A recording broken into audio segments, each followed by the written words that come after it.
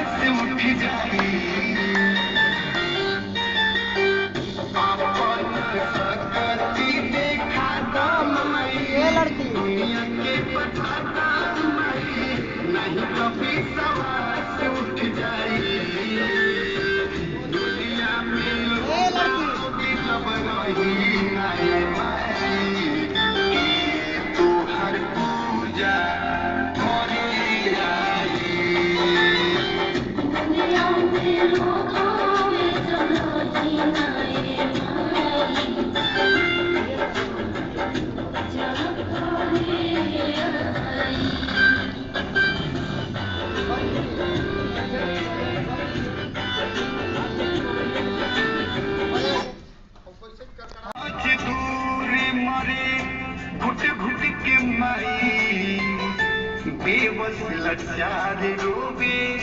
Foot foot के माई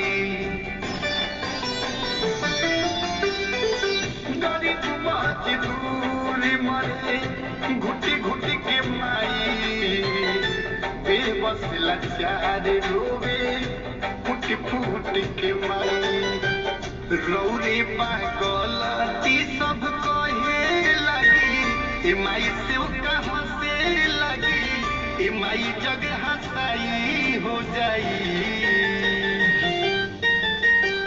रौरे पागलती सब कहे लगी माई से कहाँ से लगी। एक बार स्टूडियो में कैमरा लेकर चले ना कहाँ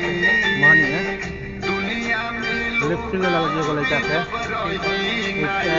थोड़ा सा प्रॉब्लम में झगड़ा मार हुआ है कोर्ट कचहरी में लोग समझ गए बोला कि सर करवा दीजिए वीडियो